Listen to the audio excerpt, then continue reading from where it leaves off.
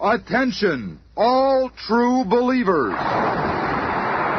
Marvel Comics is on the air. Out of the pages of the world's greatest comic magazine come the adventures of the Fantastic Four. This week's epic, the first tale in this new radio series, is from the original book of Marvel called The Fantastic Four Meet the Moleman, the beginnings of which we shall witness in just half a moment. It's mid-afternoon in New York City. Through the din of midday traffic is heard a strange explosion. A symbol takes shape in the city sky, and a legend is born. Hey, look up there. What does that mean? Could it be an invasion? And high above the excitement and hubbub, one man holds the still smoldering flare gun. One individual who is somehow more than just a man. He is the leader of the Fantastic Four. This is the first time that I've had to use the signal, and I pray it will be the last. In another part of Manhattan, Susan Storm is having tea with a society friend when she hears... Sue, look out there. What? That symbol in the sky. What do you suppose it means? Oh, I'm sorry, Jackie. I have to go now. What? But we haven't even started our lunch. So it's happened at last. I must be true to my vow. There's no turning back. She's gone. But how? It's time for the world to meet the invisible girl. And at the same time, in a men's clothing store downtown. I'm sorry, sir, but we don't carry anything large enough to fit a man of your stature. Bah! Everywhere I go, it's the same story. I'm in a world too small. Say, look in the sky. That bright red symbol with the number 4 inside. Huh? What can it mean? Let me see that. So the time has come. Out of my way! What? Why do they build doorways so narrow? Holy smokes, a monster. Officer, do something. Halt! Halt or I'll shoot! I warned you. What I like about New York people is so friendly. You see that? He'll get that manhole cover out of the ground with his bare hands. Take my special underground express route. There's so many tunnels under the city, and this is faster than subways. Quieter, too. This ought to be far enough. There's no opening above. I'll just have to make an opening. A monster came up out of the ground. It don't look human. We're being invaded by Martians. Call out the army. Oh, we're being invaded. Invaded? Well, before we make such a decision, let's observe another scene at Swanson's garage. We got her purring like a lamb, Johnny boy. Good, that's the way it should be. There's only one thing I like better than working on cars. What's that? Hey, look. What's that in the sky? That's my cue.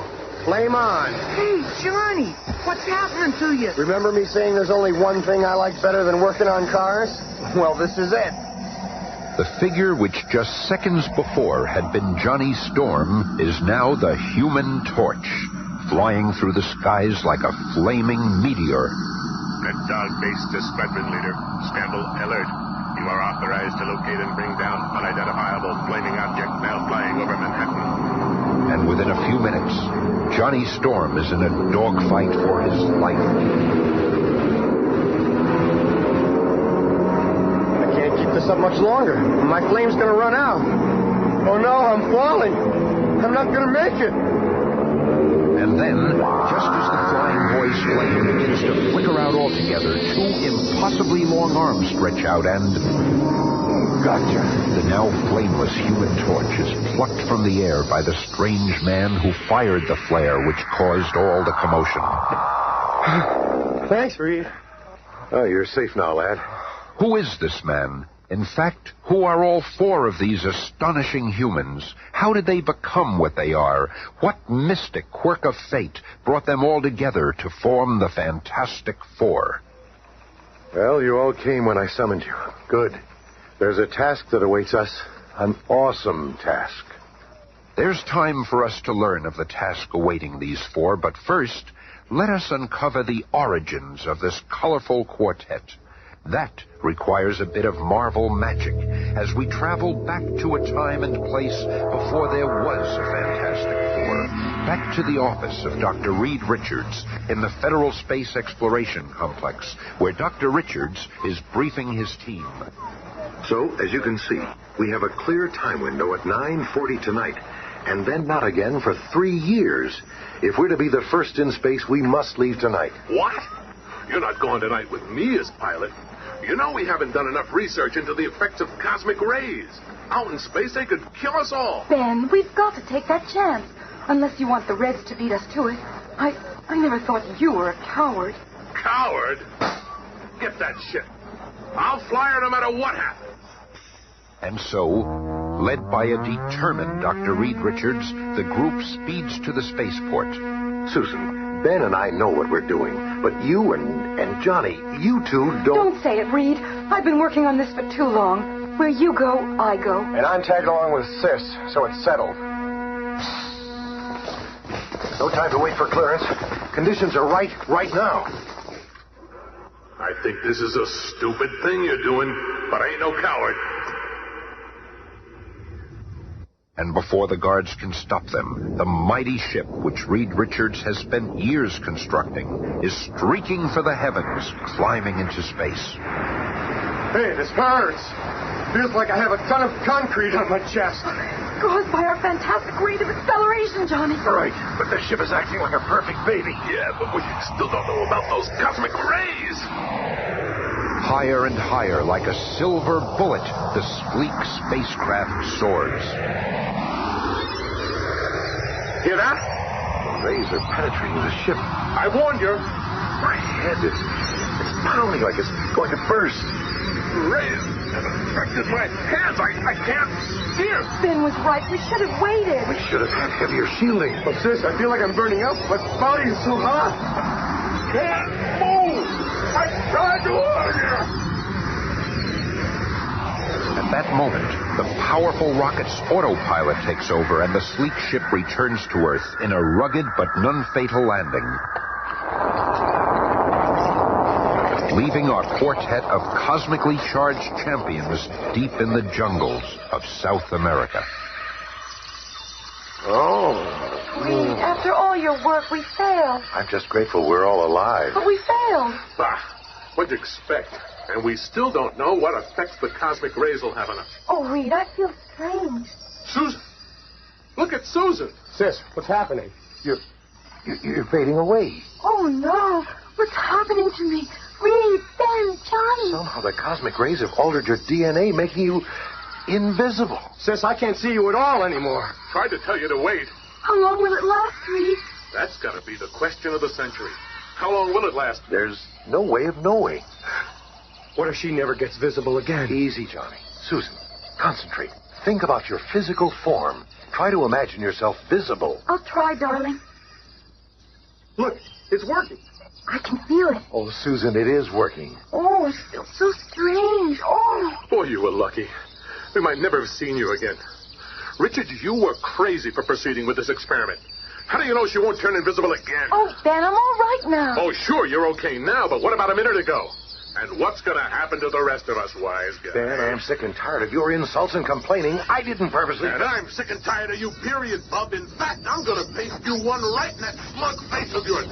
I've been wanting to do this for a long time. Ben, wait, Ben. What's happening to him, Sis? I don't know, Johnny. His skin is cracking. He's turning into orange rock. Wait, Ben. Don't try to talk yourself out of this one, Doc. I'm going to nail you.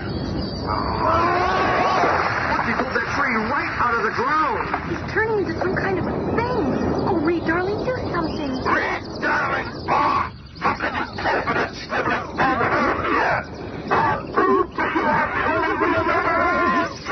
Oh, no, you don't. You've had this coming for a long time, Ben. Oh, Reed, not you, too. What's going on, Sis? What's happening to Reed's arms and legs? I don't know, Johnny. They're like rubber bands or something. They stretch like elastics, even his neck. What am I doing? What's happened to me? What's happened to all of us? You've turned into monsters, all of you. It's those terrible cosmic rays. Look at me. They've gotten me, too. My body's beginning to blaze. And I'm lighter than air. I can fly.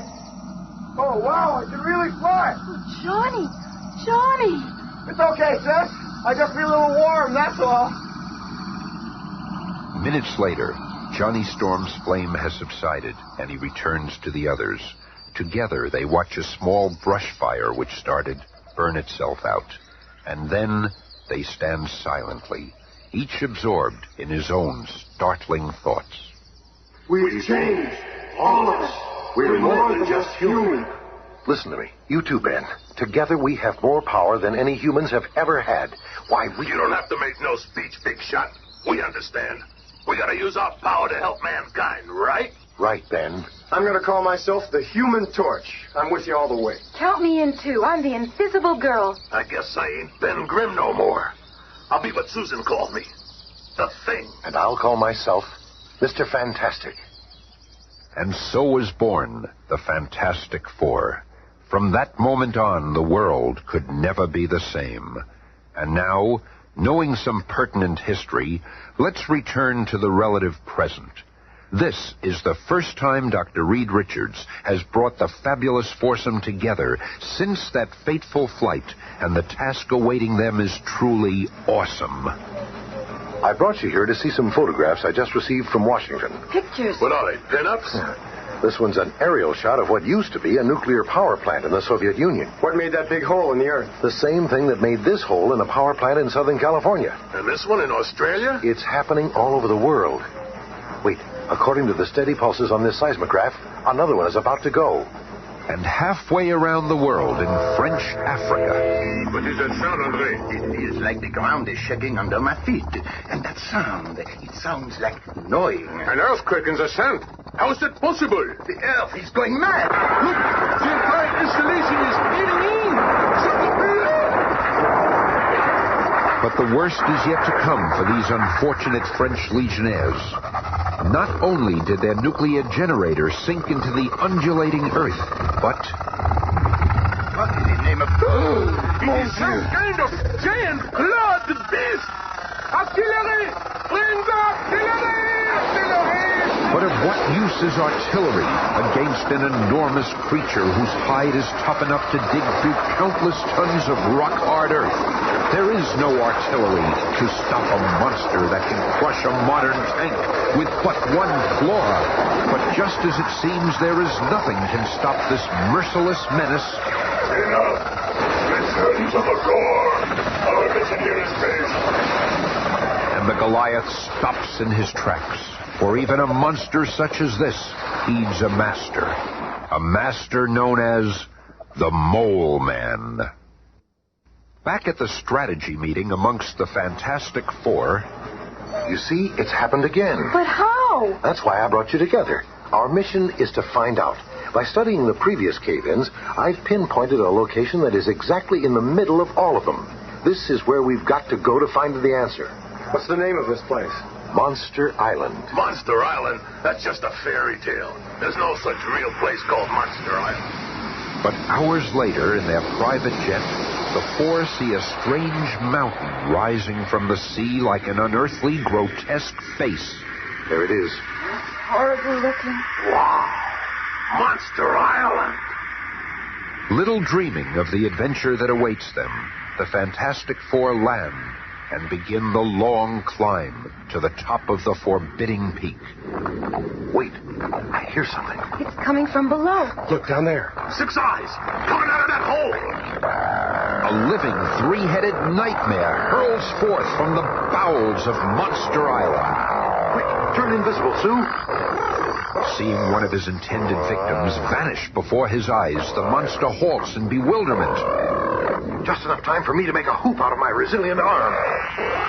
And, like a cowpoke roping a wild stallion, Mr. Fantastic lassos one of the monstrosity's 3 heads and slings it far out to sea. I read about a giant 3-headed creature that guards this place, but I never believed it. But before Mr. Fantastic and Johnny can catch their breaths... Look out! Cave in! The earth opens up and literally swallows Reed and Johnny. Hang on there, boy! Down, down, down they plummet, lost in the darkness until finally, at the bottom of the pit, It's pitch black in here. What sort of place can this be? Say, Reed, over here. What is it? Feels like a door in the wall. It's moving. Oh, that's light. Light inside. I can't see. It's so powerful that I'm blacking out. It could be minutes or hours later when the two regain consciousness, only to find themselves garbed in strange, heavy suits that protect them from the blinding, unearthly glow. Oh, my head. That light actually overpowered us. How did we get into these clothes? It is about time you came around. Who are you? I can't see. Where are we? One thing at a time. The reason for your blindness is the glare from this valley of diamonds. Brighter than the sun. And as for me, I am the Moleman. While Reed and Johnny are dazzled by the Valley of Diamonds, more action awaits Ben and Sue on the surface. I've got to find Reed and Johnny. Wait, what's that sound? Other ears and eyes sense the approaching menace. Look out behind you, Sue. I'll handle it. The second gigantic guardian of Monster Isle is powerful beyond belief. But he is fighting a foe whose very body has been supercharged with cosmic energy. A foe that cannot be stopped. You've done it, Ben. You've beaten him. What'd you expect? I am the thing, ain't I? Oh, you saved my life. Never mind that. Let's go find your brother and that skinny boyfriend of yours. Oh, Ben, if you could only stop hating Reed for what happened to you. And what of Reed Richards and Johnny? Using that marvel magic again, let's descend to the depths of Monster Isle, where we find them confronted by the strange Moleman. So you have never heard of me before. Well, soon the world will know my name, for soon the Moleman will control the power of the earth. How did you get here? It all started long ago. The people of the surface world mocked me. Me? Go out with you? Don't make me laugh. I know you're qualified, but I can't hurry. You'd scare away all my business. Really? Is that a mask you're wearing? Finally, I could endure it no longer. I resolved to find a place of my own, the legendary world at the center of the earth, a world where I could be king. And then, when I had almost abandoned hope, this cavern, soon I saw where it led, to the land of my dreams.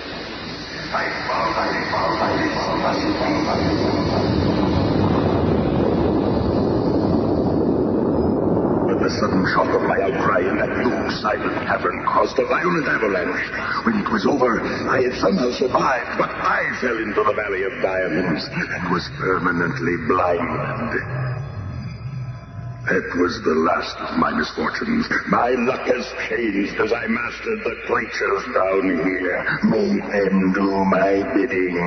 With their talents, I carved an empire out of the earth's core. I conquered everything around me. I developed the ability to deal with the dark and the blindness. Here, take this pole. Try to hit me with it. What do you mean? Go ahead. Take a swing at me. Again.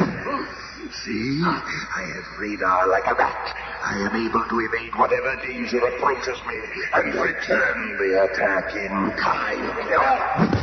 Reed, you okay? He's not hurt. But see how easily I defeat anyone who dares defy me. But now, at my signal, those creatures from the bowels of the earth shall destroy you, my witless intruders. We'll see about that thing, sis. Johnny! It is too late. The die is cast. Look out, Ben! Behind you! Hearing the Moleman's signal, his largest and most deadly underground creature thunderously lifts itself into the room, its brainless rage directed at the ill-fated four. Flame on.